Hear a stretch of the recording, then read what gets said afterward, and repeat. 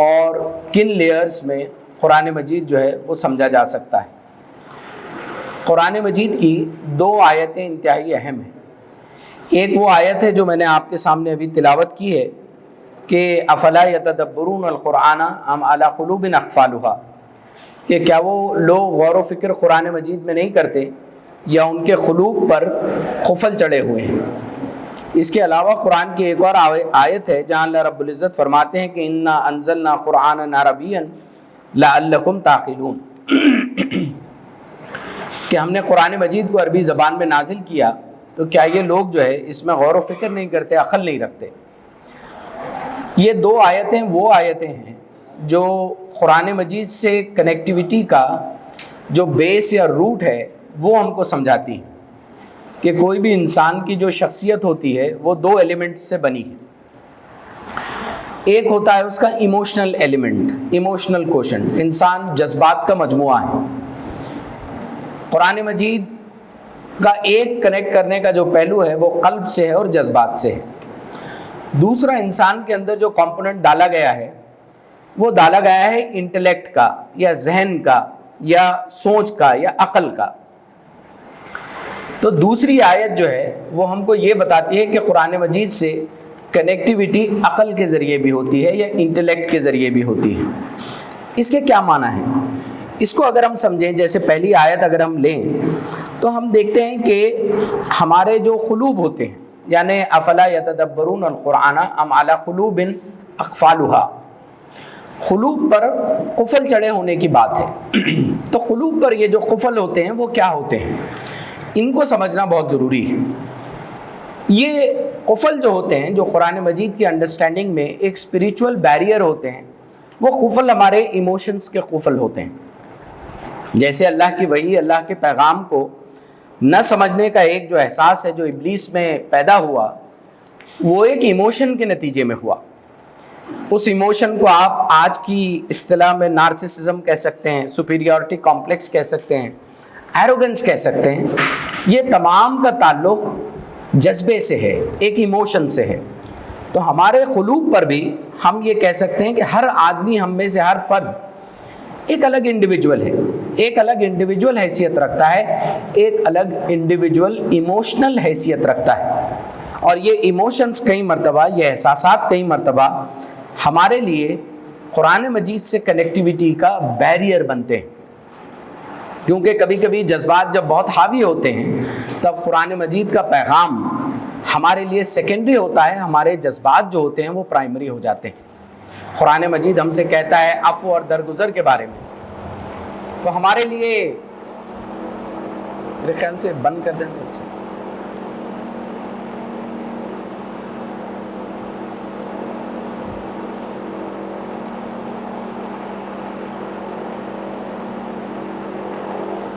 تو ہمارے لیے یہ سمجھنا بہت ضروری ہے کہ یہ جو قفل ہیں، کئی مرتبہ حسد کا قفل ہوتا ہے، کئی مرتبہ تکبر کا قفل ہوتا ہے، کئی مرتبہ ہمارا قلب جو ہوتا ہے وہ دشمنی اور منفی کے جذبات سے غالب ہوتا ہے، کئی مرتبہ ان تمام چیزوں کی وجہ سے جو قرآن مجید سے اسپریچول کنیکٹیویٹی ہوتی ہے یا قرآن مجید کو سمجھنا، غور و فکر کرنا یا قرآن مجید سے تعلق بنانے کی ہماری جو کیفیت ہوتی ہے وہ اس میں مانے آتی ہے۔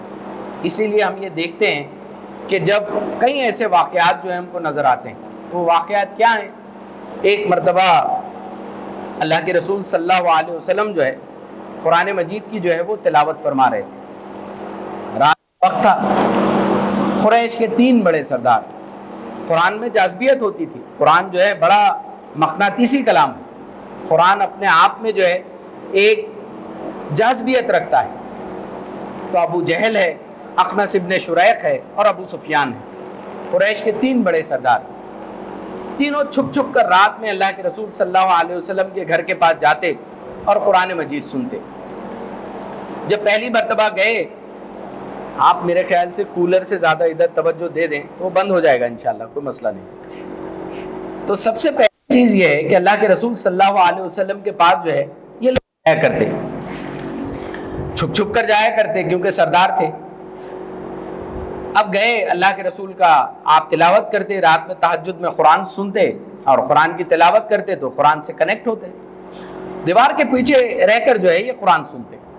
اب ایک رات یہ پہنچے تو ابو جہل جو ہے وہ بھی ہے، ابو سفیان جو ہے وہ بھی ہے، اخنس ابن شریح جو ہے وہ بھی ہے۔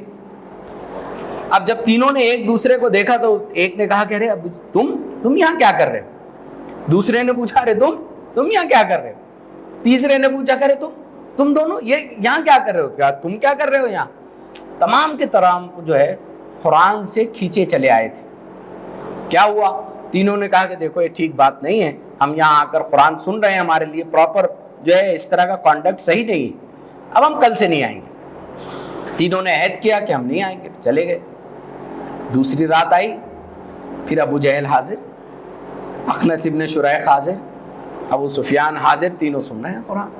پھر تینوں نے ایک دوسرے کو جو ہے پکڑ لیا، کہا کہ ارے کل تو نہیں کہا تھا، آج پھر آ گئے۔ پھر تینوں نے وعدہ کیا کہ نہیں اب ہم جو ہے رک جائیں گے، اب نہیں آئیں گے، ٹھیک بات نہیں، چلے گئے۔ پھر اگلی رات پھر آئی، پھر اگلی رات تینوں پھر موجود، پھر سن رہے ہیں۔ پھر تینوں نے ایک دوسرے سے دیکھا اور کہا کہ ارے یہ تو بہت بات جو ہے خراب ہے، ہم جو ہے قریش کے بہت بڑے سردار ہیں اور اس طرح سے قرآن کو سننا، رسول اللہ صلی اللہ علیہ وسلم کی تلاوت کو سننا ہم کو جو ہے یہ ٹھیک بات نہیں ہے، ہم بہک جائیں گے۔ اب ہم یہاں سے پکا عہد کرتے ہیں کہ اب ہم یہاں آئیں گے نہیں۔ اور اس کے بعد وہ گئے اور پھر لوٹ کر نہیں آئے۔ تو آپ دیکھیں کہ جو بیریئر قرآن مجید کی ہدایت کو قبول کرنے کے لیے ان تینوں کے قلوب میں تھا، وہ بیریئر کیا تھا؟ بیریئر یہی تھا، سرداری کا بیریئر، تکبر کا بیریئر، اپنے بڑے ہونے کا بیریئر۔ ایک ضد تھی، ضد کا تعلق جو ہوتا ہے وہ قلب سے ہوتا ہے۔ جب انسان ضدی ہو جاتا ہے تو اس کے قلب میں وہ ایموشن ہوتا ہے جو اس کو قرآن مجید کی کنیکٹیوٹی سے روکتا ہے۔ تو اللہ رب العزت فرماتے ہیں کہ قرآن مجید سے کنیکٹیوٹی کے لیے سب سے اہم چیز یہ ہے کہ قلب کو تمام منفی چیزوں سے خالی کر دیا جائے اور اللہ کے سپرد جو ہے وہ انسان کر دے۔ اور جب کوئی انسان اس طرح سے اپنے آپ کو کر دیتا ہے تو کیا ہوتا ہے؟ قرآن مجید میں جیسے آپ کا جو کیمپ ہے اور وہ کیمپ کے لیے جو آیت کا انتخاب کیا گیا ہے، یا اولی الالباب، لب کہتے ہیں کسی بھی پھل کے بالکل اندرونی مغز کو، گودے کو کہا جاتا ہے لب۔ تو کہا گیا کہ اولی الالباب دراصل میں وہ لوگ ہوتے ہیں جن کا جو کور ہوتا ہے، جن کا جو بالکل اندرون کا حصہ ہوتا ہے، وہ بڑی گہرائی اپنے اندر رکھتا ہے، بڑی بصیرت اپنے اندر رکھتا ہے۔ تو قرآن مجید سے کنیکٹیوٹی کے لیے، اس کا تدبر یا اس کا فہم حاصل کرنے کے لیے سب سے اہم چیز یہ ہوتی ہے کہ اپنے ذاتی ایموشنز اور جذبات پر انسان قابو پائے، کنٹرول کرے، تبھی قرآن مجید اپنے آپ کو ہمارے سامنے کھولتا ہے۔ قرآن مجید کوئی فزکس اور کیمسٹری کی طرح علمی کتاب نہیں ہے جس کے راز ہمارے سامنے صرف تلاوت سے یا پڑھ لینے سے کھلتے ہیں۔ پڑھ لینے سے تفسیر کے کچھ حاصلات آپ کو آ جائیں گے، لیکن یہ حاصلات نہ آپ میں تبدیلی پیدا کریں گے اور نہ آپ کے ذریعے کسی اور میں تبدیلی آئے گی۔ یہ ایک ایسا علم ہوگا جس کی مثال چکنے گھڑے کی سی ہوگی کہ آپ نے پانی ڈالا اور پانی تمام کا تمام اس پر سے بہہ گیا۔ تو قرآن مجید سے کنیکٹیوٹی کا ایک اہم ذریعہ ہے وہ یہ ہے کہ قلب سے کنیکٹیوٹی ہو۔ دوسرا، قرآن مجید نے فرمایا کہ اِنَّا أَنزَلْنَاهُ قُرْآنًا عَرَبِيًّا لَعَلَّكُمْ تَعْقِلُونَ، کہ کیا وہ لوگ عقل نہیں رکھتے۔ اب دیکھیں قرآن مجید کے یہ دو جو سٹیٹمنٹس میں نے آپ کو سنائے ہیں، ان میں کیا فرق ہے؟ پہلا سٹیٹمنٹ ہے افلا یتدبرون القرآن، دوسرا سٹیٹمنٹ ہے انا انزلناہ قرآنا عربیا۔ عقل کا تعلق اس آیت میں جس چیز سے جوڑا گیا ہے وہ زبان ہے، عربی زبان کو عقل سے جوڑا گیا ہے۔ عقل کا تعلق لسان سے ہوتا ہے، کمیونیکیٹڈ لینگویج سے ہوتا ہے۔ تو دوسری اہم بیریئر جو بنتی ہے، دوسرا اہم جو بڑا بیریئر ہوتا ہے وہ ہمارا عقل کا بیریئر ہوتا ہے۔ اور عقل میں کیا چیز ہوتی ہے؟ عقل میں ریشنالٹی ہوتی ہے، عقل میں آئیڈیالوجی ہوتی ہے، عقل میں فلسفی ہوتی ہے، عقل میں آئیڈیاز ہوتے ہیں، عقل کے اندر اس طرح کے بیریئرز ہوتے ہیں جو ہم یہ کہہ سکتے ہیں عقل، یہ جو عربی زبان کا جو لفظ ہے نا عقل، یعقلون، عقل آیا ہے اقال سے۔ عرب وہ جو پہنتے ہیں نا اوپر ان کے سر پر ایک رسی ہوتی ہے پہنتے ہیں، اس کو اقال کہا جاتا ہے۔ جانتے ہیں وہ کیا ہے؟ وہ رسی کیا ہے؟ آپ میں سے معلوم ہے کسی؟ اقال کیا ہے؟ اسی سے عقل بنا. عرب میں ورڈ کا جو اوریجن آیا ہے اسی سے آیا ہے. جانتے ہیں اقال کیا ہوتا ہے؟ کس چیز کے لیے ہوتا ہے؟ یہاں جو باندھا ہوتا ہے تو شو کے لیے ہوتا ہے، ہیئر سٹائل اچھا دکھے، تھوڑا ایسے اچھے لگے. کس چیز کے لیے ہوتا ہے؟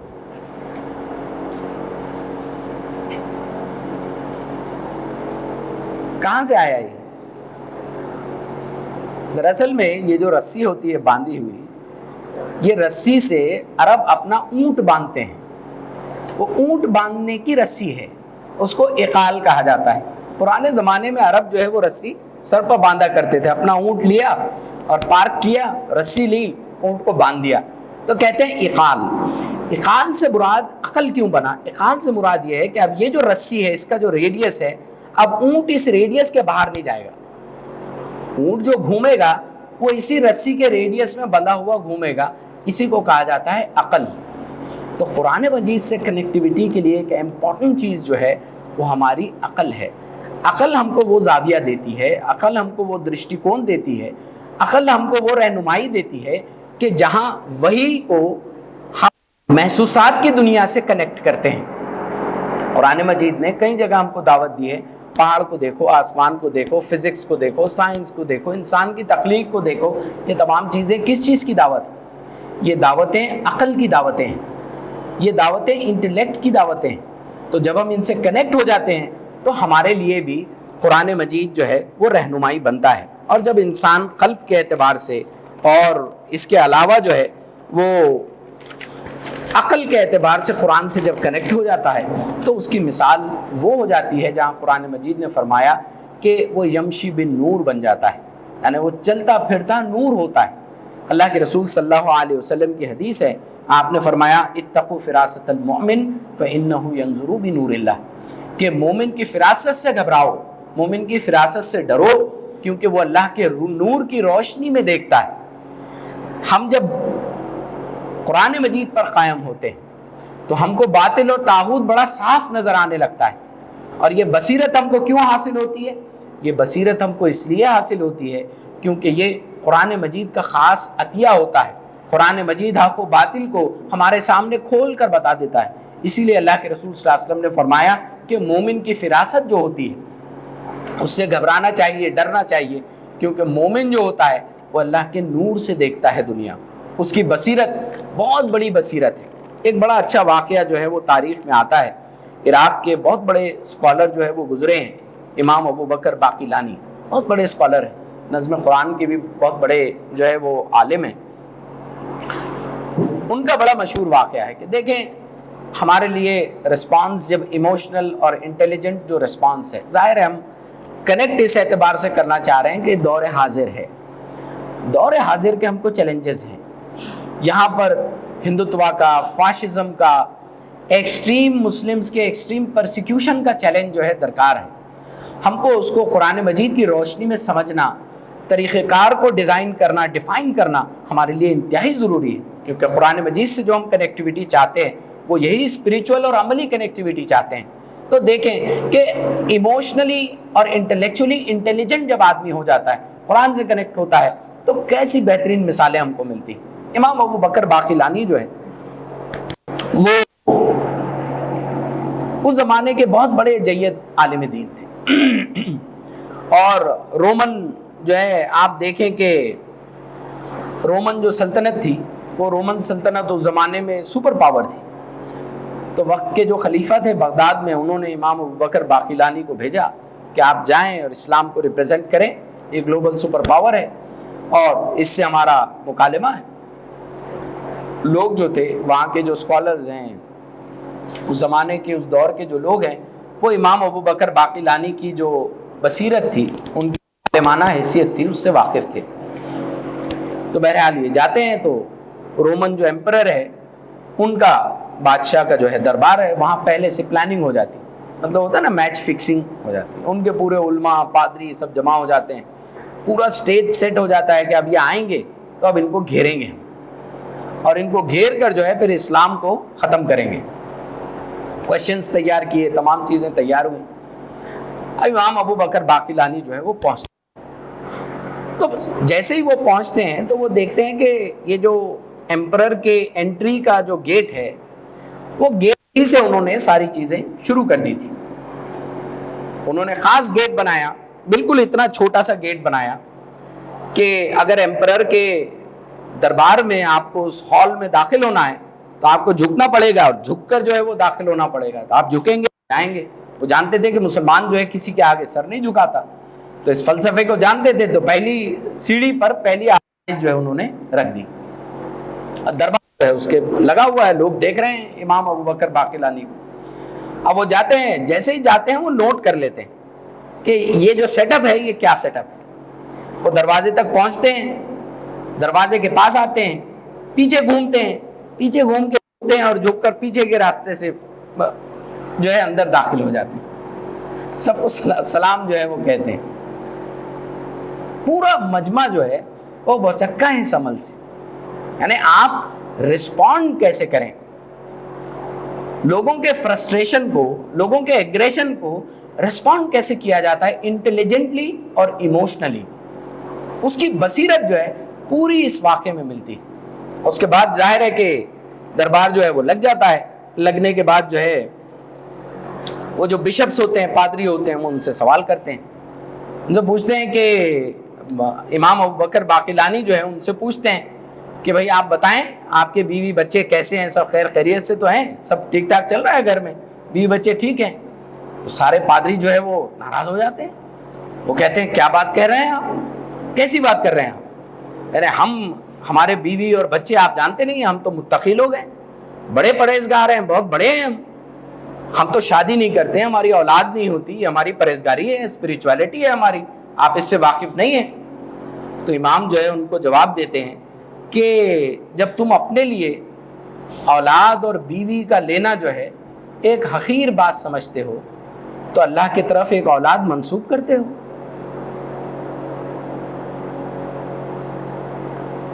پھر وہ امام سے سوال کرتے ہیں. وہ کہتے ہیں کہ امام دیکھو ہم نے جو ہے وہ ایک واقعہ سنا تھا، حدیث افک ہم نے سنی تھی، حضرت عائشہ پر تہمت لگی تھی، اس کے بارے میں آپ کا کیا بولنا ہے؟ تو امام ابو بکر باقلانی جو ہے وہ جواب دیتے ہیں. وہ کہتے ہیں کہ سن لیجئے، دو عورتیں تھیں، بڑی پاک باز، بڑی نیک، دونوں پر تہمت لگائی گئی، دونوں پر الزامات لگائے گئے. ایک کے اولاد پیدا ہوئی، دوسری کے اولاد بھی نہیں پیدا ہوئی. جان لیں کہ دونوں پاک باز تھی. اللہ نے دونوں کی عزت اور احترام وحی کے ذریعے جو ہے لوگوں پر انکشاف کیا. اس کا اللہ نے دونوں کو جو ہے ایبزالو کیا اور لوگوں کی غلطی کو واضح کر کے بتا دیا. ایک تھی مریم علیہ السلام اور دوسری تھی حضرت عائشہ. آپ دیکھیں کہ اس کے بعد وہ کوئی بول ہی نہیں پائے. قرآن کہتا ہے فَبُهِتَ الَّذِي كَفَرَ، یعنی جیسے کمپیوٹر کریش ڈاؤن ہو جاتا ہے نا، سافٹ ویئر پورا کریش. یہ کس نتیجے میں ہوا؟ یہ قرآن سے اس بصیرت انگیز کنیکٹیویٹی کی وجہ سے ہوا، قرآن سے اس تعلق کے نتیجے میں ہوا. تو ہم بھی قرآن مجید سے جب تعلق کی بات کرتے ہیں، قرآن مجید سے جو ہے تعلق کے اوپر جو ہے ہم گفتگو کرنا چاہتے ہیں، تو ہمارے لیے بہت ضروری ہے کہ قرآن مجید سے ہماری جو کنیکٹیویٹی ہو وہ ایموشنلی بھی ہو اور وہ انٹلیکچولی بھی ہو. اب یہ کنیکٹیویٹی میں کیا چیزیں آ سکتی ہیں وہ اس سلائیڈ میں جو ہے آپ کو دکھے گا کہ قرآن مجید کو سمجھنے اور فہم کے لیے کچھ ٹیکنیکل چیزیں ہوتی ہیں اسپریچول کے علاوہ. وہ ٹیکنیکل چیزیں کیا ہیں؟ وہ ٹیکنیکل چیزیں میں آپ دیکھیں گے، ایک ہم کو یہ معلوم ہونا چاہیے کہ اس کی کتابی ترتیب اور نزولی ترتیب. کسی آیت پر جب ہم غور کرتے ہیں، فکر کرتے ہیں، تو ہم کو یہ سمجھنا چاہیے کہ یہ کیا ہے.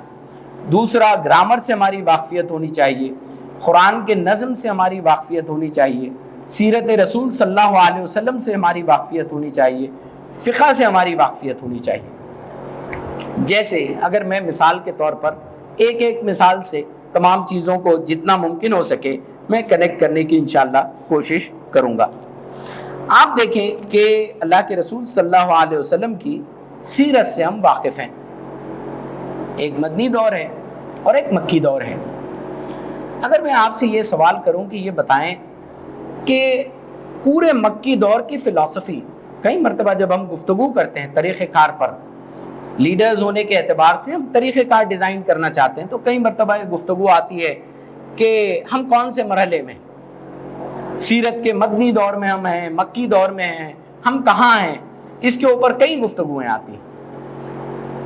تو آپ سے سوال یہ ہے کہ یہ بتائیے کہ اللہ کے رسول صلی اللہ علیہ وسلم کی 13 سالہ مکی زندگی کی فلسفی کون سی صورتوں سے سمجھ سکتے ہیں، اور مدنی زندگی کی فلسفی کون سی صورتوں سے سمجھی جا سکتی ہے؟ دو صورتیں ہیں جس میں پوری وہ صورتیں آپ کو پورا مکی دور بتائیں گی۔ مکی سیرت ان دو صورتوں میں بالکل کوزے کی طرح جمع کر دی گئی۔ مدنی صورتیں یہ دو صورتوں میں بالکل کوزے کی طرح جمع کر دی گئی۔ تو مکی کون سی ہیں اور مدنی کون سی؟ مکی سیرت کون سے دو صورتوں سے آپ سمجھ سکتے ہیں، اور مدنی سیرت کون سے دو صورتوں سے آپ سمجھ سکتے ہیں، یا کون سی صورتیں آپ کو مدنی سیرت کے بارے میں بتائیں گی؟ ایک اندازہ لگائیے۔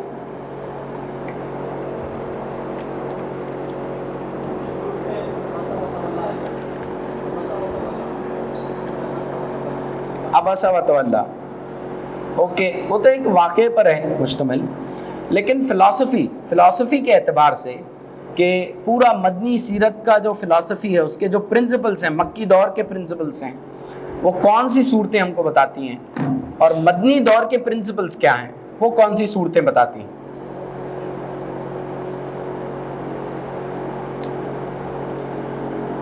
پورے مکی دور کی فلسفی اور پورے مدنی دور کی فلسفی، جی کون سی؟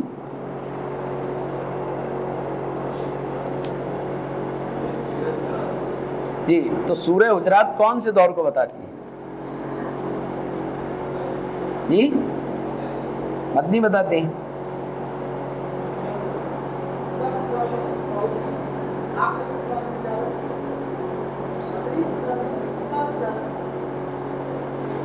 یہ تو بات ہوئی مکی صورتوں کا کانٹینٹ کیا ہے اور مدنی صورتوں کا کانٹینٹ کیا ہے۔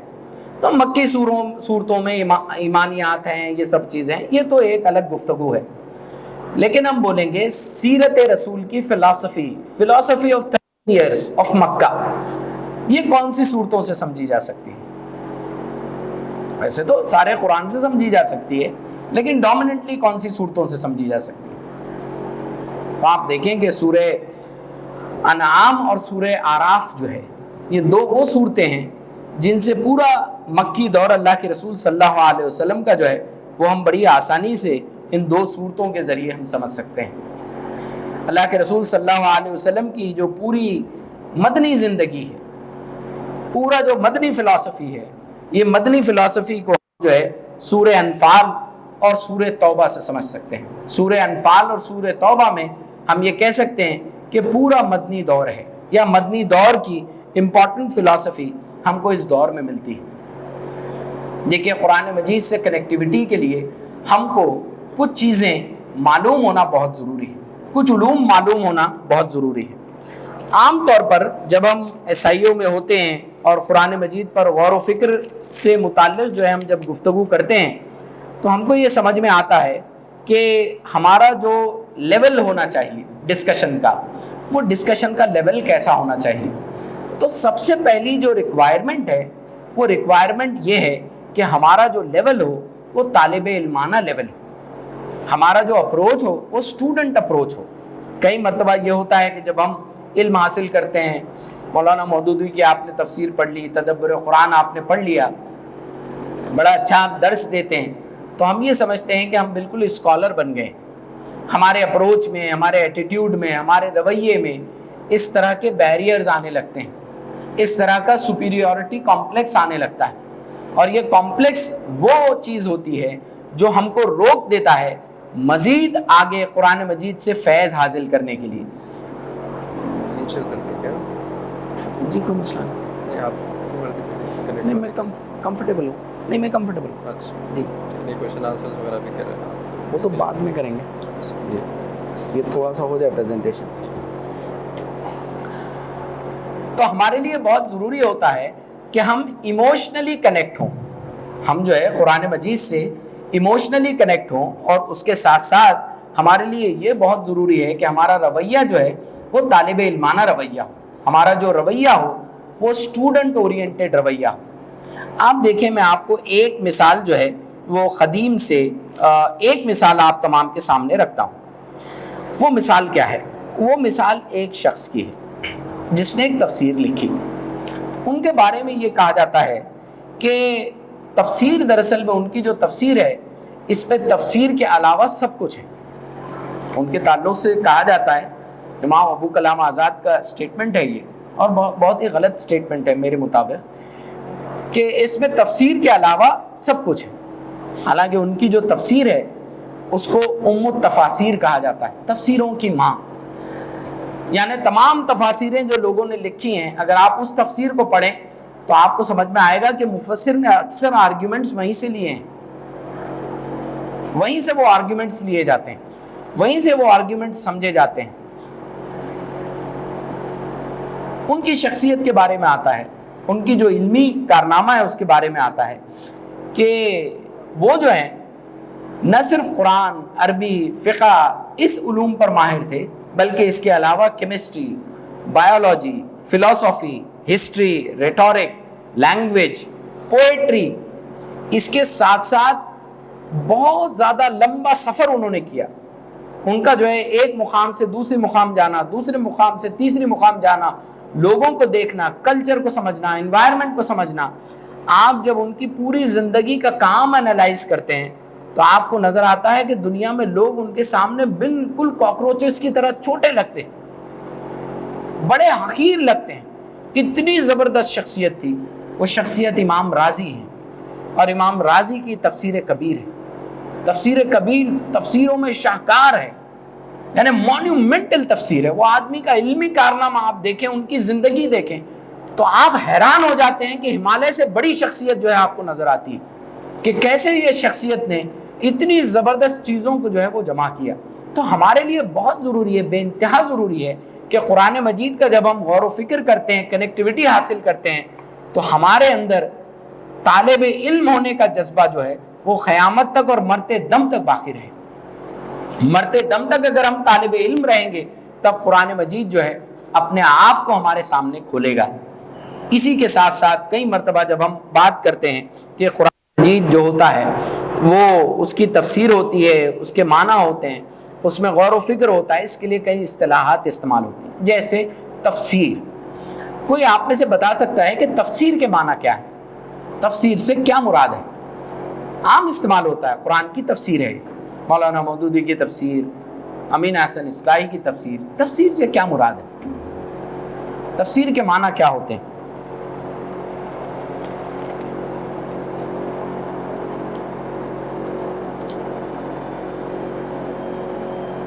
تفسیر سے کیا مراد ہے؟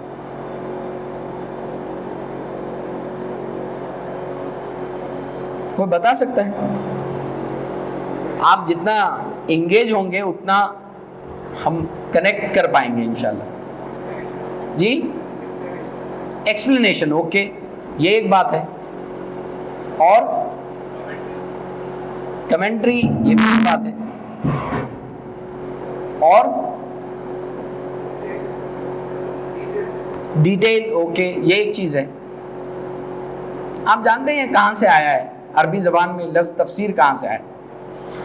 تفسیر آیا ہے جب بڑی حسین کوئی عورت ہو، کوئی عورت جو ہے بڑی خوبصورت، جو اپنا چہرے کہتے کہ مسکرا رہے ہیں، کیسی مسکراہٹ آ گئی آٹومیٹکلی.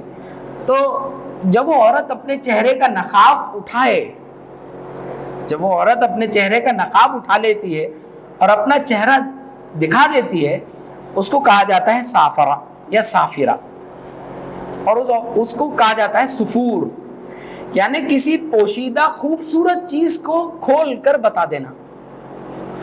وہاں سے آیا ہے تفسیر. تو تفسیر کے معنی کیا ہیں؟ تفسیر کے معنی یہ ہیں کہ قرآن مجید کی جو آیات ہیں ان کے اندر جو بڑی خوبصورت حکمتیں ہیں، آیات کی حکمتوں پہ آ جائیے، ہے نا. وہ آیات کے اندر جو بڑی خوبصورت حکمتیں ہیں، اللہ نے جو پوشیدہ اس کے اندر جو پیغام رکھا ہے اس کو کھول کے بتا دینے کو، اس عمل کو تفسیر کہا جاتا ہے. دوسرا عام طور پر ہم استعمال کرتے ہیں تدبر قرآن، ہم کہتے ہیں قرآن میں ہم غور و فکر کرنا چاہتے ہیں. یہ تدبر کہاں سے آیا ہے بتا سکتے ہیں؟ یہ تمام معنی قرآن میں غوطہ لگانے کے لیے استعمال ہوتے ہیں. تدبر کہاں سے آیا بتا سکتے ہیں؟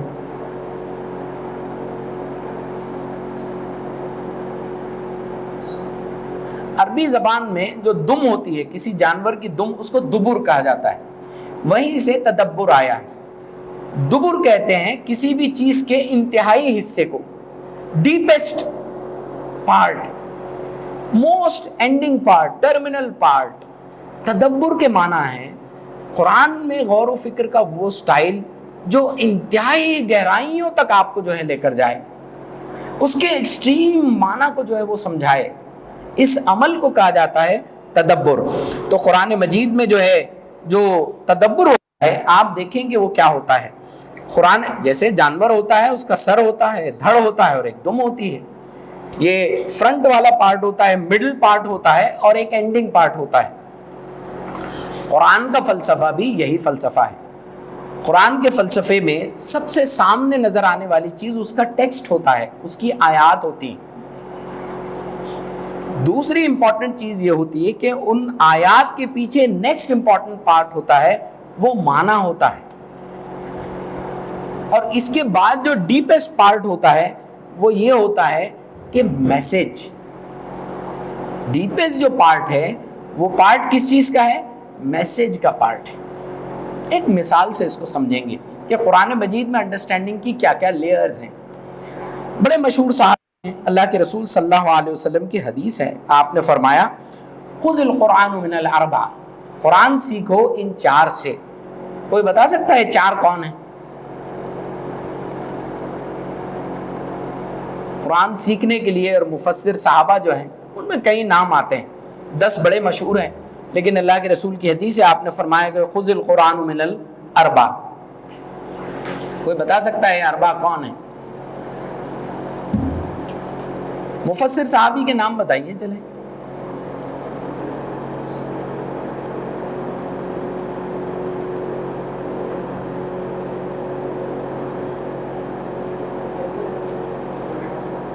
جی. زید بن حارث،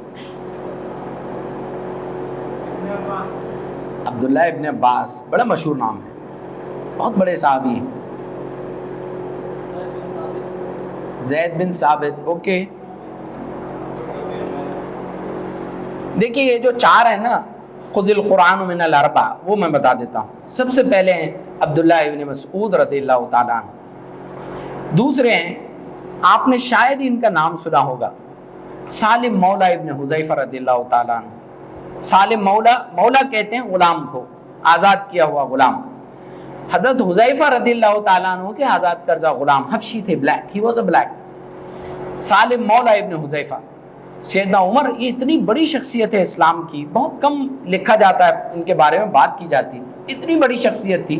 سیدنا عمر رضی اللہ تعالیٰ عنہ جب شہید کیے گئے، ان پر وار ہوا اور 2 دن تک جو ہے وہ بستر مرگ پر رہے اور پھر انتقال کر گئے. تو آپ نے فرمایا اگر یہ عبد الرحمن یعنی ان میں سے یہ اگر زندہ ہوتے تو میں ان کو خلیفہ نامینیٹ کرتا، جن میں سے ایک نام سالم مولا ابن حذیفہ رضی اللہ تعالیٰ عنہ کا. تو پہلے ہیں عبداللہ ابن مسعود، دوسرے ہیں سالم مولا ابن حذیفہ رضی اللہ تعالیٰ عنہ، تیسرے ہیں ابی ابن کعب، اور چوتھے ہیں معاذ ابن جبل رضی اللہ تعالیٰ عنہ. یہ 4 صحابہ ہیں جن کے بڑے شاندار جو ہے وہ نام ہیں. تو میں ایک واقعہ، ہم جہاں آئے تھے دبر سے، تدبر سے، حضرت عمر رضی اللہ تعالیٰ عنہ کا دور ہے. جی، ابی ابن کعب، حضرت عمر رضی اللہ تعالیٰ عنہ کا دور ہے. اور عبداللہ ابن عباس جو ہیں بہت ینگ ہیں، بمشکل آپ ٹین ایجر ہیں، ٹھیک ہے، بڑی کم عمر. حضرت عمر جو ہے وہ محفل لگاتے اور بڑے نامور دگج جو صحابہ ہیں ان کو بلایا جاتا، قرآن مجید پہ غور و فکر ہوتا. تو ایک مرتبہ اسی طرح سے مجلس لگی تھی سیدنا عمر رضی اللہ تعالیٰ عنہ نے پوچھا کہ اذا جاء نصر اللہ والفتح، اور سورہ تلاوت کی اور پوچھا کہ معنی کیا ہے اس کے، بتائیں۔ تو لوگوں نے جواب دیا، لوگوں نے بتایا کیا معنی ہے، بتائیں، آپ بتائیں۔ اذا جاء نصر اللہ والفتح، لوگوں نے کہا کہ بھئی جب فتح آ جائے، نصرت آ جائے تو اللہ کا ذکر کرنا چاہیے، اذکار کرنا چاہیے، ہیوملٹی سے جھک جانا چاہیے، لوگوں کے سامنے جو ہے عاجزی اور انکساری کا ثبوت دینا چاہیے۔ یہی تو لیڈرز کا کام ہوتا ہے۔ لیڈرز کو جب فتح آتی ہے، کامیابی آتی ہے، میقات میں اچھے کام ہوتے ہیں، تو یہ ہمارے جھک جانے کا موقع ہوتا ہے، لوگوں کے سامنے عاجز ہو جانے کا موقع ہوتا ہے، لوگوں کے سامنے قرآن کی ہم نے جو کچھ بھی خدمت کی ہے، دین کی خدمت کی ہے، اس کو پیش ہو کر بڑا ہیوملٹی کے ساتھ جو ہے پیش ہونے کی ضرورت پڑتی ہے۔ یہ بڑے اہم کام ہے۔ صحابہ نے جواب دیا۔ اللہ کے رسول حضرت عمر رضی اللہ تعالیٰ نے کہا کہ عبداللہ ابن مسعود کو بلاؤ۔ جو بیٹھے ہوئے صحابی تھے، ظاہر ہے وہ سارے سینئر تھے، تو وہ جنریشن گیپ جو ہوتا ہے نا، تو جنریشن گیپ کا وہ پوٹا ہے، اس کو کیا بلا رہے، اس کے کیا سمجھتا، جب دیکھو جب اس کو بلا لیتے نوجوان ایسائیوں کے ممبر کو اٹھا کے، قرآن میں غور و فکر کرو، ہم بیٹھے ہوئے نا، ہم سے پوچھو نا رکن جماعت نہیں، تو کیا ہوا، انہوں نے ڈائلاگ کیا، کہاں انہوں نے، حضرت عمر نے جو ہے بلایا، عبداللہ ابن عباس جو ہے رضی اللہ تعالیٰ عنہ بیٹھے، اللہ کے رسول صلی اللہ علیہ وسلم نے جو ہے آپ سے پوچھا کہ آپ بتائیں اذا جاء نصر اللہ والفتح، یہ جو سورہ ہے اس سے مراد کیا ہے؟ حضرت عبداللہ ابن عباس نے فرمایا کہ یہ سورہ مبارکہ جو ہے یہ دراصل میں اللہ کے رسول صلی اللہ علیہ وسلم کو اللہ کا خصوصی خطاب ہے، اور اللہ کے رسول صلی اللہ علیہ وسلم کو یہ بات بتائی جا رہی ہے کہ دیکھو اب فتح اور نصرت ہو چکی ہے، اے نبی تمہارا دنیا سے پردہ فرمانے کا وقت قریب آ لگا ہے، اب اللہ کی تسبیح، کبریائی اور بزرگی بیان کرو، اور اپنے واپسی کا جو ہے اب تمہارا رخت سفر جو ہے وہ باندھ دو۔ کیا بصیرت ہے قرآن مجید کی، کیا غیر معمولی انڈرسٹینڈنگ ہے قرآن مجید کی۔ صحابہ چپ، یہ ہوتی ہے بصیرت، یہ ہوتا ہے قرآن مجید میں غور و فکر کرنا۔ اللہ کے رسول صلی اللہ علیہ وسلم کے صحابہ کے کئی واقعات ہمارے سامنے آتے ہیں۔ ظاہر ہے پورا قرآن تو کئی صحابہ نے پورا قرآن بھی نہیں سنا، کسی کے پاس پورا قرآن بھی نہیں ہوتا تھا۔ جو لوگ مکے بدر میں انتقال ہو گیا، جن کا شہید ہو گئے، کیا انہوں نے پورا قرآن سنا تھا؟ جب تک تو قرآن بھی نازل نہیں ہوا تھا۔ کئی صحابہ ایسے تھے جو ایتھوپیا میں تھے، غزوہ خندق کے بعد جو ہے وہ لوٹ آئے۔ عبداللہ ابن جعفر رضی اللہ تعالیٰ غزوہ خندق کے بعد آئے۔ ابو ہریرہ رضی اللہ تعالیٰ عنہ وہ مدینہ میں کب آئے؟ خندق کے بعد، احد ہو گئی، سب ہو گئی، اس کے بعد آپ جو ہے یمن سے یہاں تشریف لائے مدینے میں، بمشکل 3 سال رہے۔ اللہ کے رسول صلی اللہ علیہ وسلم صحابہ کو جمع کرتے ہیں، غزوہ بدر کا موقع ہے، صحابہ سے پوچھا جا رہا ہے کہ آپ بتائیں کیا کرنا چاہیے، قافلہ یا لشکر ہے قریش کا سامنے، دونوں میں سے کس چیز کو طے کیا جائے؟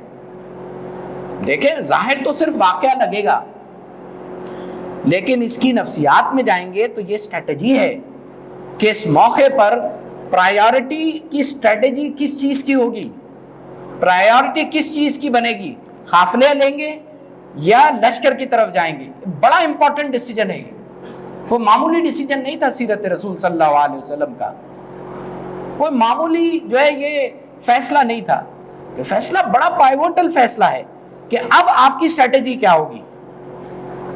قافلہ تو نکل چکا ہے، قافلہ بھی مل سکتا ہے، لشکر بھی سامنے، کیا چیز چنیں گے؟ حضرت ابو بکر کھڑے ہوتے ہیں، فتکلم ابو بکر فاعرض عنہ، اللہ کے رسول ایزی لے لیتے ہیں، حدیث میں آتا ہے فتکلم عمر فاعرض عنہ، عمر کھڑے ہوتے ہیں، اللہ کے رسول ان کو بھی ایزی لے لیتے ہیں۔ اب مجمع میں بیٹھے ہوئے صحابہ، ان میں بیٹھے ہیں سعد ابن معاذ اور سعد ابن عبادہ رضی اللہ تعالیٰ، دونوں انصار کے صحابی، دونوں انصار کے لیڈرز، دونوں لیڈرز۔ سعد ابن معاذ رضی اللہ تعالیٰ عنہ کھڑے ہوتے ہیں اور آپ کہتے ہیں سمانی یا رسول اللہ، اللہ کے رسول صلی اللہ علیہ وسلم، کیا آپ کی مراد ہم سے ہے، انصار سے ہے؟ کیا آپ انصار کا منشا جاننا چاہتے ہیں؟ وہ کہتے ہیں اللہ کے رسول صلی اللہ علیہ وسلم کہتے ہیں، خاموش ہوتے ہیں، وہ کہتے ہیں کہ اللہ کے رسول آپ ہم کو حکم دیں، اگر آپ ہم کو حکم دیں گے تو ہم آپ کے پیچھے جو ہے سمندروں میں گھوڑے اڑا دیں گے. آپ کہیں گے کہ سمندر میں گھوڑے لے کر کود جائیں، ہم کود جائیں گے. آپ کہیں گے کہ یہاں سے نکل کر برق الغماد تک جو ہے اپنے لشکر کو دوڑا دیجئے، ہم آپ کے پیچھے دوڑا دیں گے. اور پھر آپ جو ہے قرآن مجید کی ایک آیت تلاوت کرتے ہیں. آپ اللہ کے رسول صلی اللہ علیہ وسلم کے پورے مجمع سے صحابہ کے وہ آیت تلاوت کر کے کانفیڈنس دلاتے ہیں لیڈر کو، اور کہتے ہیں اللہ کے رسول ہم وہ نہیں ہیں جو آپ سے کہیں جو موسیٰ کی قوم نے موسیٰ سے کہا تھا کہ موسیٰ تم اور تمہارا رب جاؤ اور لڑو، اِنَّا ہَاہُنَا قَاعِدُونَ.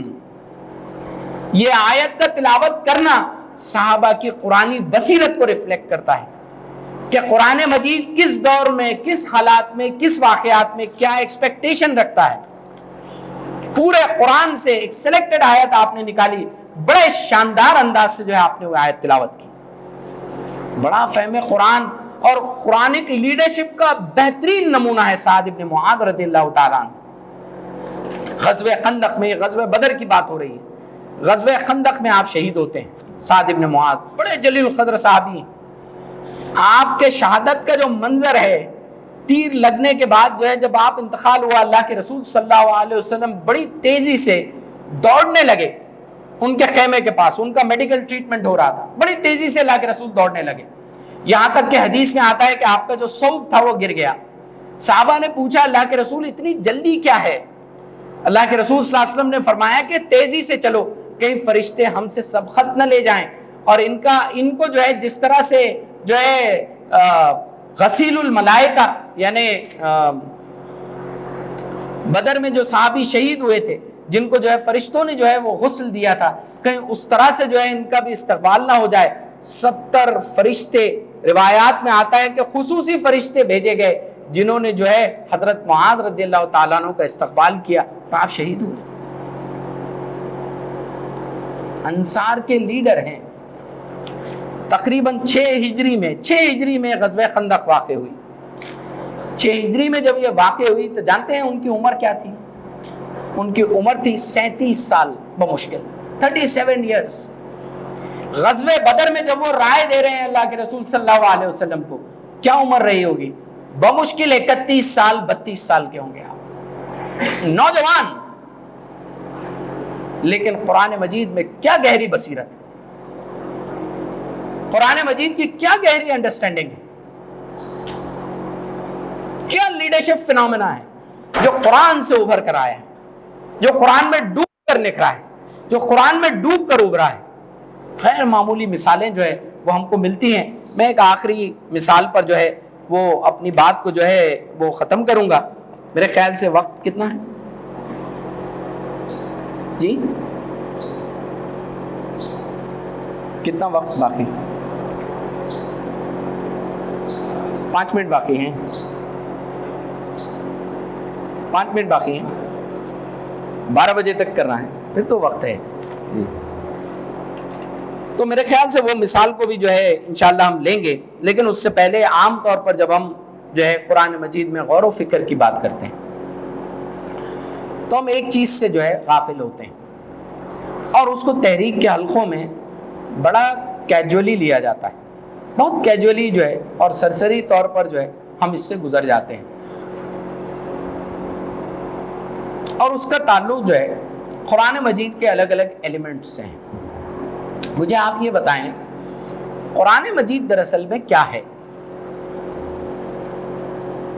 واٹ از قرآن؟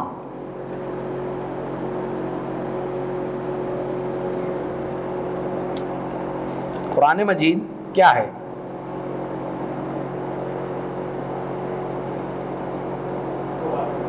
جی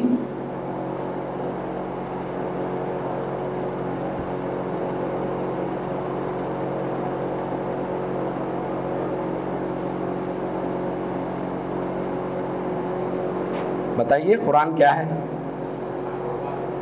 جی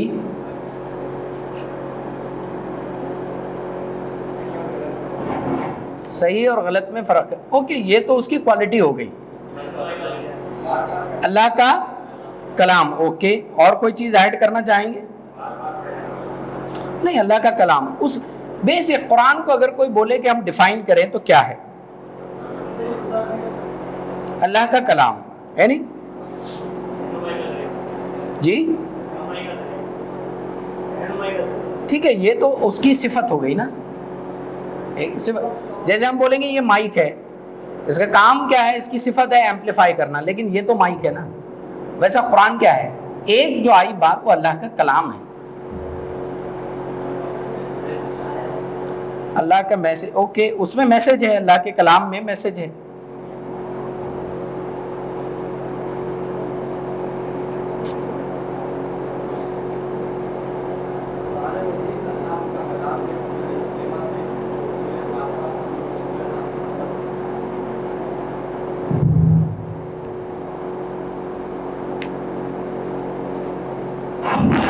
کوئی اور چیز ایڈ کوئی کرنا چاہے اللہ کے کلام؟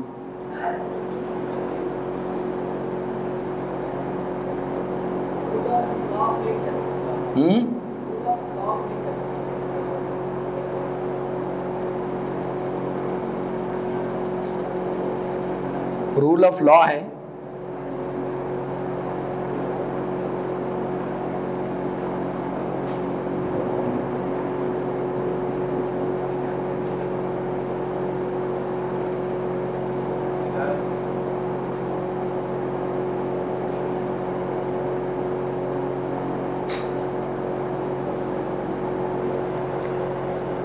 کیا ہے کلام کے علاوہ کیا چیز؟ اچھا، یہ اگر اللہ کا کلام ہے تو آپ جانتے ہیں امام ابو حنیفہ کی پوری زندگی میں سب سے بڑی کنٹروورسی کیا تھی؟ یہی صفات کنٹروورسی، کلام کنٹروورسی۔ کیا کنٹروورسی تھی وہ؟ قرآن کریٹڈ ہے یا اللہ کی صفت ہے؟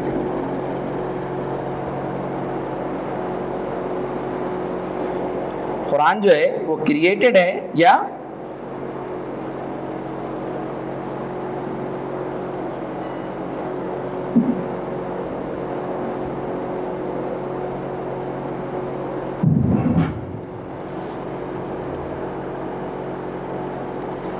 کسی کا کلام ہوتا ہے نا؟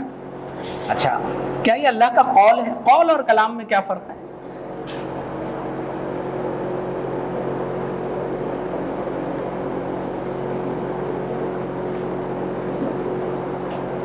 میں علامہ اقبال کا شعر پڑھوں آپ کے سامنے تو کیا میرا کلام ہے؟ نہیں، ہے نا؟ یہ کیا ہے؟ میرا قول ہے۔ کلام تو علامہ اقبال کا ہے۔ اسی لیے رسول اللہ کو اللہ رب العزت نے کیا کہا؟ اللہ رب العزت نے فرمایا کہ انہ لقول رسول کریم، یہ رسول کریم کا قول ہے قرآن۔ مطلب کیا ہے؟ کلام نہیں ہے اللہ کے رسول صلی اللہ علیہ وسلم، کلام یہ اللہ کا ہے۔ قول کس کا ہے؟ اللہ کے رسول کا۔ جیسے شعر تو علامہ اقبال کا ہے اور پڑھا میں نے، میرا قول ہوا، لیکن کلام کس کا ہوا؟ علامہ اقبال کا ہوا۔ تو دوسری اہم چیز یہ آتی ہے کہ جب یہ کلام ہے، اللہ کا کلام ہے، تو کیا یہ اللہ کی تخلیق کردہ چیز ہے؟ مطلب کیا یہ اللہ کی صفت ہے؟ کلام کسی کی صفت ہوتی ہے، اللہ کی اسپیچ مطلب اللہ کی صفت ہے، یہ اللہ کی الگ سے پیدا کردہ چیز نہیں ہے۔ قرآن مجید، قرآن مجید کو اللہ نے تخلیق کیا، پیدا کیا اور رکھ دیا نہیں ہے۔ قرآن مجید اللہ کا ڈائریکٹ کلام ہے، یہ اللہ کے ایٹریبیوٹس میں سے ہے اور یہ کریٹڈ نہیں ہے۔ اسی لیے اس کی انتہائی اہمیت ہے۔ جس چیز سے ہم کنیکٹ ہو رہے ہیں وہ کوئی معمولی چیز نہیں ہے۔ ہم اللہ کی اسپیچ سے، اللہ کے کلام سے ڈائریکٹ کنیکٹ ہو رہے ہیں جب ہم قرآن مجید سے کنیکٹ ہو رہے ہیں۔ قرآن مجید جو ہے صرف ایک کتاب نہیں ہے، یہ قرآن مجید اللہ رب العزت کا ایٹریبیوٹ ہے، آپ کی صفت ہے یہ۔ تو جس چیز کو ہم سنتے ہیں وہ اللہ کی صفت ہے۔ اسی لیے آپ دیکھیں کہ لوگوں نے دنیا میں ریسرچ کی اور ریسرچ کر کے کیا بتایا؟ ریسرچ کر کے بتایا کہ لوگ اسلام کیوں قبول کرتے ہیں، اس پر ریسرچ ہوئی۔ انہوں نے بتایا کہ بھئی 5 اور 10 امپورٹنٹ ریزنز کیا ہیں، کس چیز کی وجہ سے لوگ اسلام قبول کر رہے ہیں۔ Number 1، number 2، number 3، number 4، number 5، number 6 کون سا ہے؟ جانتے ہیں سب سے بڑا پہلا ریزن کیا ہے؟ آپ نے وہ یوٹیوب پر ایکسپیریمنٹس بھی دیکھے ہوں گے، فورن میں لوگ جو ہے قرآن کی تلاوت لگا کر ایئر فونس کسی غیر مسلم کو دے رہے ہیں، وہ سن رہا ہے، سنتے سنتے اس کو سمجھ نہیں رہا ہے، لیکن آنکھوں سے جو ہے وہ آنسو جاری ہو جاتے ہیں۔ نمبر 1 جو ریزن آیا وہ ریزن تھا قرآن کی تلاوت لوگوں نے سنی، کسی نے اذان سن لی، کسی نے قرآن کی تلاوت ہوتے ہوئے کہیں سنی، کسی دوست کے گھر گئے تھے، وہاں قرآن مجید جو ہے ٹیپ ریکارڈر میں یا کہیں بج رہا تھا، وہ سن لیا۔ نمبر 1 ریزن ہے قرآن کا سنا جانا۔ یہ اپنے آپ میں ایک معجزاتی عمل ہے، کیونکہ اس دنیا میں جس چیز سے وہ کنیکٹ ہوئے ہیں وہ اپنے آپ میں ایک معجزہ ہے، وہ اللہ کا کلام ہے، وہ رب جس نے کائنات کی تخلیق کی، وہ رب کے کلام سے کنیکٹ ہو گئے ہیں، اس کو ڈائریکٹلی سن رہے ہیں، اس کو ایکسپیرینس کر رہے ہیں، تو وہ آٹومیٹک جو ہے وہ اثر لاتا ہے۔ اسی لیے جو بات میں یہاں سے سٹریس آپ کے لیے کرنا چاہتا ہوں وہ یہ ہے کہ جب بھی ہم قرآن مجید پر غور و فکر کرتے ہیں، قرآن مجید پر ہم سنتے ہیں، تو آپ دیکھیں کہ ہمارا جو اکثر حصہ ہوتا ہے، یعنی اکثر میجر حصہ ہوتا ہے، ہم اتنے کھو جاتے ہیں، تدبر، غور و فکر، انڈرسٹینڈنگ، سمجھ کر پڑھو، ہم میجر پارٹ اسی میں ڈال دیتے ہیں، میجر پارٹ، اور بڑا مائنر سا پارٹ ہوتا ہے جس کا تعلق قرات یا تجوید سے ہوتا ہے، قرات اور تجوید سے ہوتا ہے۔ آپ دیکھیں یہ تمام کا جو تعلق ہے قرآن کی انڈرسٹینڈنگ سے یکساں ہے، اس میں ایک شے کو دوسری شے سے علیحدہ نہیں کیا جا سکتا، اور یہ ترتیب وار آتے ہیں، قرات، ترتیل اور تدبر۔ یتلو علیہم آیاتی، نبوت کے جو 4 بیسک ایلیمنٹس ہیں، ذمہ داریاں ہیں، وہ کیا ہیں؟ یتلو علیہم آیات، تلاوت آیات، بس آیات کو تلاوت کر کے سنایا جائے۔ کیوں ہے؟ کیوں ہے؟ کیوں نہیں ہے تدبر؟ یتلو علیہم آیاتی ویزکیہم، اس کے بعد کیا ہے؟ یعلمہم الکتاب، کتاب کی تعلیم، اس میں غور و فکر، اس میں ڈوبنا، اس کو سمجھنا، یہ ایک اضافی ایلیمنٹ ہے۔ یتلو علیہم آیاتی کے علاوہ یہ ایک اضافی ایلیمنٹ ہے۔ 2 ایلیمنٹس ہیں قرآن مجید سے کنیکٹیوٹی کے۔ اس کے نتیجے میں کیا حاصل ہوتا ہے؟ تزکیہ اور حکمت۔ یتلو علیہم آیاتی، تو ہم کیا کرتے ہیں؟ یتلو علیہم آیاتی کو بالکل ان نیسیسری سمجھتے ہیں، قرات کو جو ہوتا ہے ہم ان نیسیسری سمجھتے ہیں۔ تو آپ دیکھیں یہ جو ترتیل ہے، ورتل القرآن ترتیلا، دھیرے دھیرے ٹھہر ٹھہر کر پڑھو۔ اللہ کے رسول صلی اللہ علیہ وسلم کے ازواج مطہرات آپ سے جو ہے پوچھا گیا ہے ایک مرتبہ کہ اللہ کے رسول جو ہے قرآن کیسا جو ہے تلاوت کرتے تھے، تو آپ نے جواب دیا کہ اللہ کے رسول صلی اللہ علیہ وسلم کا قرآن جو ہے پڑھنا ایسا تھا کہ مانو اللہ کے رسول صلی اللہ علیہ وسلم جو ہے وہ اس طرح سے پڑھ رہے ہیں کہ ایک ایک لفظ جو ہے وہ الگ الگ کر کے جو ہے وہ سمجھ میں آ رہا ہے۔ کانت قراتہ مفسرہ، حرفاً حرفاً جواب دیا گیا، آپ قرات ایسے کرتے تھے مانو حرف حرف آپ الگ الگ کر لیں۔ اس کا تعلق کس چیز سے ہے؟ قرآن مجید کی جب تلاوت ہو، خاص حکم آیا ہے، قرآن سے جب کنیکٹیوٹی ہم بنانے کے لیے بیٹھیں، خاص حکم قرآن مجید میں آیا ہے۔ کیوں؟ اللہ کی صفت میں سے اللہ کا کلام ہے، بڑے پاکیزہ فرشتوں کے علاوہ کسی اور کو اجازت بھی نہیں ہے کہ اس کو ٹچ کر سکے۔ سورہ واقعہ کی آیت، لا یمسہ الا المطہرون، بڑے پاکیزہ فرشتوں کے علاوہ کوئی ہاتھ بھی نہیں لگا سکتا، وہ کلام آپ کو دیا گیا ہے۔ حکم کیا دیا گیا کہ جب آپ کنیکٹ ہوں، وَإِذَا قُرِئَ الْقُرْآنُ فَاسْتَمِعْ لَهُ، شٹ اپ، خاموش رہو، ڈسپلن میں آ جاؤ، فَاسْتَمِعْ لَهُ، سب سے پہلا کام ہے فَاسْتَمِعْ لَهُ وَأَنصِتُوا لَعَلَّكُمْ تُرْحَمُونَ، غور سے سنو، توجہ سے سنو، لَعَلَّكُمْ تُرْحَمُونَ، تاکہ تم پر رحم کیا جا سکے، تم کو بات سمجھائی جا سکے۔ تو اسی لیے ہم یہ دیکھتے ہیں کہ اللہ کے رسول صلی اللہ علیہ وسلم نے قرآن کو جو قرأت سے پڑھنا ہے، قرأت قلب پر اثر کرتی ہے، ذہن پر اثر کرتی ہے۔ جب ہم پوری تجوید اور قرأت کے ساتھ قرآن کو سنتے ہیں تو ہوتا کیا ہے، آپ پوری قرأت کے ساتھ پورا مزہ لے کے قرآن کو پڑھیں، آپ کھو جائیں گے اس میں، اس ایکسپیرینس میں کھو جائیں گے آپ دیکھیں سیو اور ہمارے تحریک میں جو کلچر ہے، ہم کھوتے نہیں ہیں قرآن کی تلاوت کرتے وقت، ہم اپنے آپ کو بھول جاتے ہی نہیں۔ شروعات میں ہی میں نے آپ کو واقعہ سنایا ابو جہل کا، ابو سفیان کا، لوگ کھو جاتے تھے۔ حضرت عمر کے تعلق سے آتا، غلاف کعبہ میں چھپے اور اللہ کے رسول تلاوت کر رہے ہیں، آپ کھو گئے قرآن سننے میں۔ کیوں ہوتا ہے ایسے؟ کیونکہ قرآن کو اس جاذبیت کے ساتھ ہم پڑھتے ہی نہیں ہیں۔ کیونکہ جب پورے تجوید اور پوری قرأت کے ساتھ ہم قرآن مجید کو پڑھیں گے تو کیا ہوگا، اس میں دھیرے دھیرے پڑھیں گے، تو جب دھیرے دھیرے پڑھتے ہیں تو کیا ہوتا ہے، دھیرے دھیرے پڑھنے میں آدمی توجہ دیتا ہے ایک ایک لفظ پر،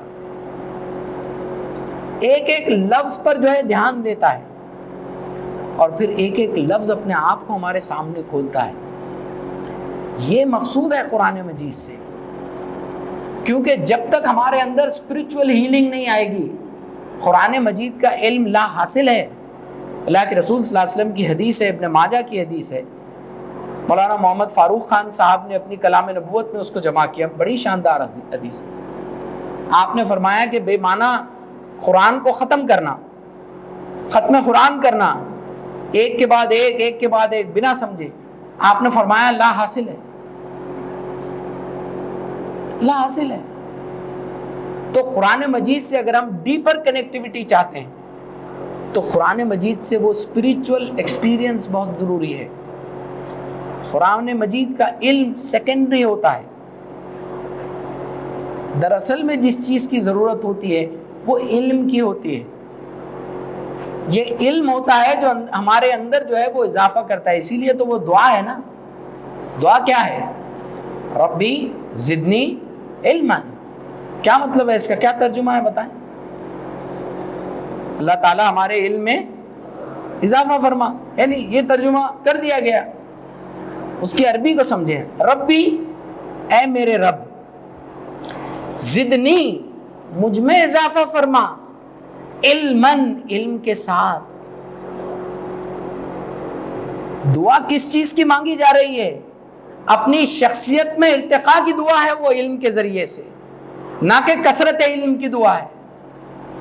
ہم نے دعا کو کثرت علم کی دعا بنا لیا ہے۔ دعا کہتی ہے ربی زدنی علما نافعا، اے اللہ تعالیٰ مجھ میں ترقی، مجھ میں ارتقاء، مجھ میں گروتھ یہ عطا فرما علم کے ذریعے سے۔ کثرت علم مراد نہیں ہے یہاں پر، یہاں پر وہ اسپریچول کنیکٹیوٹی علم سے مراد ہے۔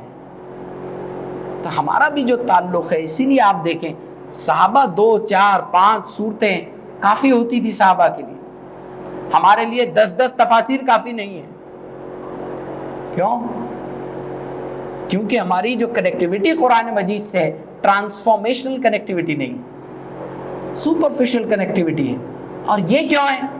کیونکہ ہمارا جو سب سے بنیادی سوال ہے، سب سے بڑا سوال، وائی، کیوں،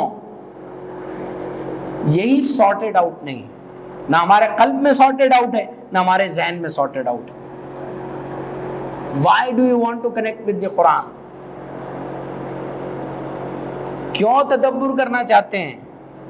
کیوں غور و فکر کرنا چاہتے ہیں؟ ایس آئی او کا صدر مقامی بننے کے لیے، شورا کا رکن بننے کے لیے، اچھی تقریر کرنے کے لیے، اچھا درس دینے کے لیے، اپنے ساتھی ممبرز کو رہنمائی دینے کے لیے؟ یہ سارے رانگ وائے ہیں۔ کریکٹ وائے کیا ہے؟ ربی زدنی علما نافعا۔ عربی کے بڑی مشہور کہاوت ہے، عربی میں کہا جاتا ہے یصل الی القلوب یخرج الی القلوب۔ جو چیز، جو بات قلب میں داخل ہوتی ہے وہ قلب کی بات ہی قلب سے نکلتی ہے اور قلب پہ اثر کرتی ہے۔ جو قلب سے بات نکلتی ہے وہ قلب میں جاتی ہے۔ اسی لیے کچھ لوگ جو ہوتے ہیں ان کی بات ہمارے دلوں پر اثر کرتی ہے۔ اس کی وجہ یہ ہوتی ہے کہ ان کی جو کنیکٹیوٹی ہے قرآن سے وہ پراپر کنیکٹیوٹی ہے، پراپر ذریعے سے کنیکٹیوٹی ہے. اسی لیے قرآن مجید کو اس کے پورے حسن و جمال کے ساتھ سیکھیے، قرآن مجید کو پورے حسن و جمال کے ساتھ حفظ کیجیے، تلاوت سیکھیے، قرات سیکھیے، تجوید سیکھیے، قرآن مجید کی صورتوں کو جو ہے حفظ کیجیے. یہ قرآن مجید میں تدبر کی وجہ بنیں گے، کیونکہ جب کسی آیت کو آپ بار بار گنگنائیں گے تب وہ آیتیں اپنے آپ کو آپ کے سامنے کھول کر رکھ دیں گے، آپ کی اسپریچول زندگی کو جو ہے وہ کھول کر رکھ دیں گے. ایک آخری واقعے کے ساتھ جو ہے میں اپنی بات کو جو ہے وہ سمیٹ لوں گا. جو مثالیں جو ہے ہم نے لی تھیں صحابہ کی، جن کے تعلق سے اللہ کے رسول صلی اللہ علیہ وسلم نے فرمایا کہ خذ القرآن من الاربع، قرآن سیکھو ان 4 کے ساتھ. ایک مثال تو ہم نے لی، ایک اور مثال اس میں بڑی شاندار مثال ہے، اور وہ مثال تحریک اسلامی سے بہت کنیکٹ ہوتی ہے. وہ میں بتاؤں گا کہ کیسے کنیکٹ ہوتی ہے. دیکھیں، تاریخ اسلام میں کئی ایسے شہر ہیں اور کئی ایسے مقامات ہیں جن کی اپنی ایک تاریخی حیثیت ہے، اور ان تمام میں سے ایک اہم جو شہر ہے وہ کوفہ ہے. کوفہ اسلامک لرننگ کا ایک بہت بڑا سینٹر رہا ہے. کوفہ ہمارے اسلامک ڈسکورس میں ایک بہت بڑی حیثیت رکھتا ہے. کوفہ دراصل میں وہ شہر ہے جو ترقی یافتہ ہوا اسلام کے ساتھ. اسلام کے دور ہی میں جب حضرت عمر رضی اللہ تعالیٰ عنہ نے جو ہے یرموک کی جو جنگ ہوئی تھی رومنز کے اگینسٹ، تو یرموک کی جنگ کے بعد کوفہ فتح کیا گیا تھا اور کوفہ بسایا گیا. تو کوفہ جو ہے وہ اسلام ہی میں سرپرستی پایا، اسلام ہی میں اس کا وجود آیا، اور اسلام ہی میں وہ شہر نے کوفہ کا حضرت عمر رضی اللہ تعالیٰ عنہ نے جو ہے وہ کوفہ کا جو ہے قیام کیا.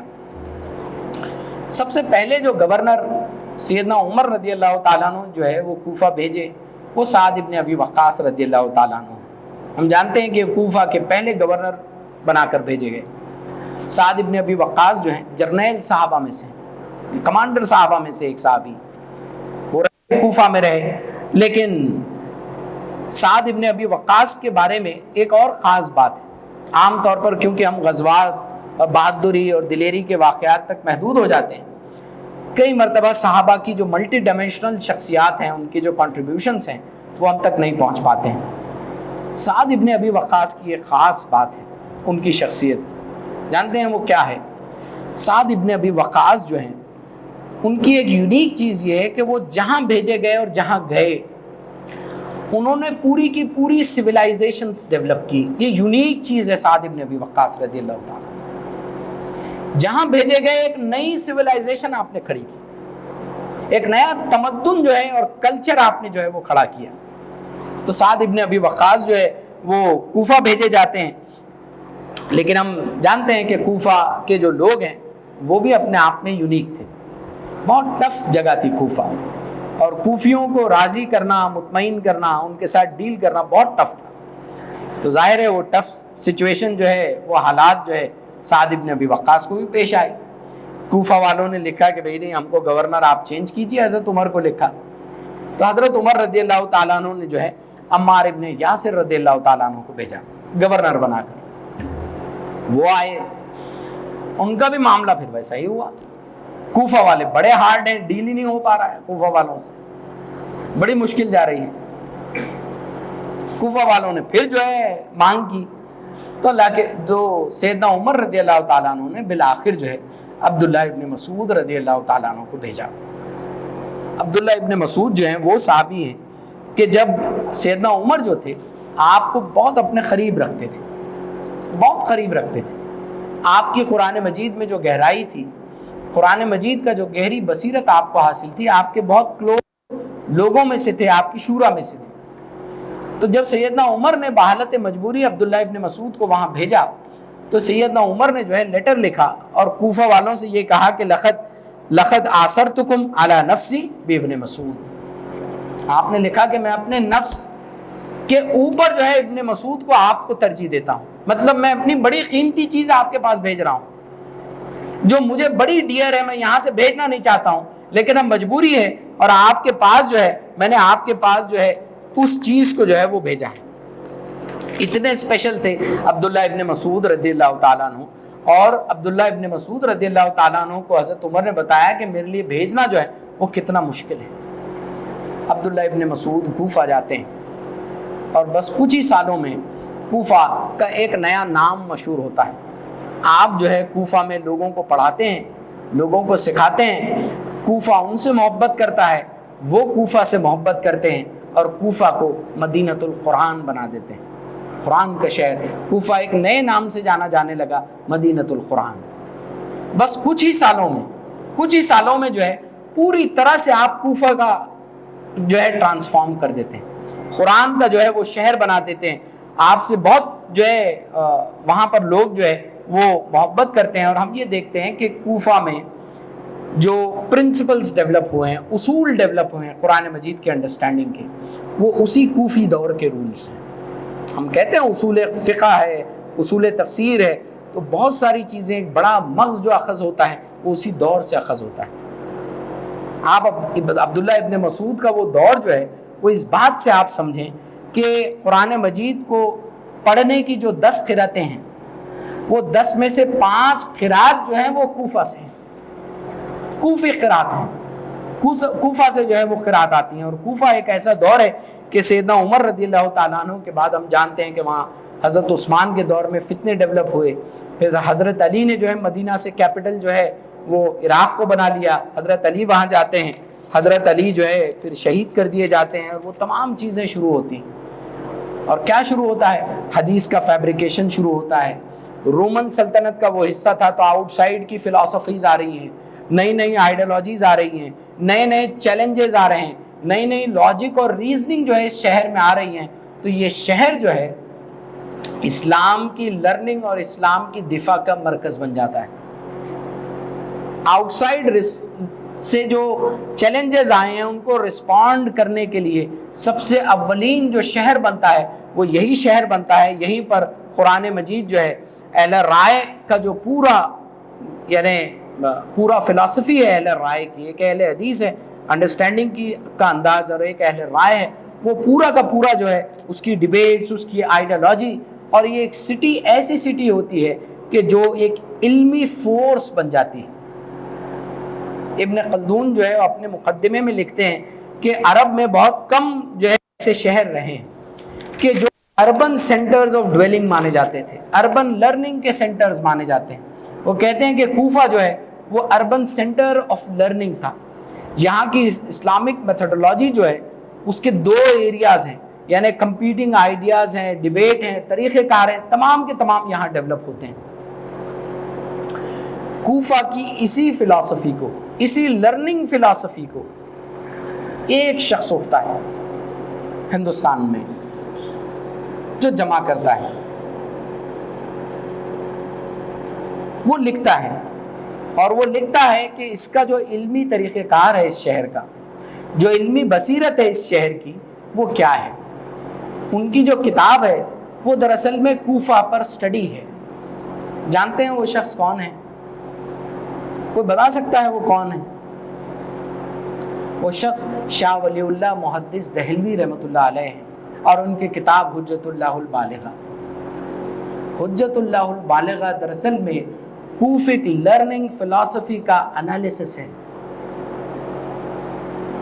اور ہم جانتے ہیں کہ یہی انالیسس سے, یہی علمی فورس سے ہم یہ دیکھتے ہیں کہ سید مودودی نے ایک بڑا فکری ذخیرہ اخذ کیا. شاہ ولی اللہ دہلوی کی انڈرسٹینڈنگ سے ایک بڑا علمی ذخیرہ جو ہے مولانا سید ابو الاعلیٰ مودودی علیہ رحمہ نے لیا. ہمارا جو تحریکی لٹریچر ہے اور اس میں جھلکتی جو آئیڈیالوجی ہے, وہ آئیڈیالوجی کو 400 سال آپ پرانا جائیں اور دیکھیں تو بالکل ایسا نظر آتا ہے. علمی گہرائی میں جب ہم جاتے ہیں تو ہم کو نظر آتا ہے کہ کہیں نہ کہیں یہ جو آئیڈیالوجیکل آن سلاٹ کوفہ میں تھا اس دور کا, اور جو رسپانسز جن اصول اور پرنسپلز کی بنیاد پر ہو رہے تھے, وہی اصول اور پرنسپلز مولانا مودودی یوز کرتے ہوئے نظر آتے ہیں. غیر معمولی علمی فورس مولانا مودودی جو ہے پوری دنیا کو دیتے ہیں, ایک آئیڈیالوجیکل رسپانس دیتے ہیں. اس میں اس کتاب کا اور اس لرننگ کے سینٹر کا ایک بڑا رول ہے. اور یہ لرننگ سینٹر کیوں ملا؟ کیونکہ بس ایک آدمی نے یہاں انقلاب برپا کر دیا اور اس شہر کو مدینۃ القرآن بنایا۔ تو قرآن مجید سے اگر ہم کنیکٹ ہونا چاہتے ہیں، قرآن مجید کو جو ہے ہمارا جو ہے ڈومیننٹ ڈسکورس اگر ہم بنانا چاہتے ہیں، تو ہمارے لیے بہت ضروری ہے کہ قرآن مجید سے ہماری جو کنیکٹیوٹی ہو وہ اسی انداز کی جو ہے وہ کنیکٹیوٹی ہو، اسی انداز سے جو ہے قرآن مجید سے ہم کنیکٹ کرنا جانتے ہوں۔ یہی قرآن مجید میں غور و فکر کے کچھ طریقہ کار ہیں۔ بہرحال اس کے علاوہ جو میرے عنوان میں چیزیں رکھی گئی تھی وہ الگ الگ تفاسیر کون سی ہیں، کیا ہیں، یہ ایک اپنے آپ میں ٹیکنیکل موضوع ہے، تو انشاءاللہ کسی موقع سے اس کو کور کیا جا سکے، کہ وہ بہت وسیع موضوع ہے کہ الگ الگ تفاسیریں کیا ہیں، ان کے سٹائلز کیا ہوتے ہیں، ان کی انڈرسٹینڈنگ کیا ہوتی ہے۔ انشاءاللہ آگے موقع رہا تو آپ تمام سے ڈسکس کریں گے۔ اللہ تعالیٰ سے دعا ہے کہ اللہ تعالیٰ جو ہے ہم کو قرآن مجید سے کنیکٹ ہونے کی توفیق عطا فرمائے۔ اللہ تعالیٰ جو ہے قرآن مجید میں گہرے علم فکر جو ہے قرآن مجید میں ڈوبی ہوئی شخصیت ہم کو بنا دے۔ اقول قولی ھذا استغفر اللہ ولکم، جزاکم اللہ خیر، السلام علیکم ورحمۃ اللہ وبرکاتہ۔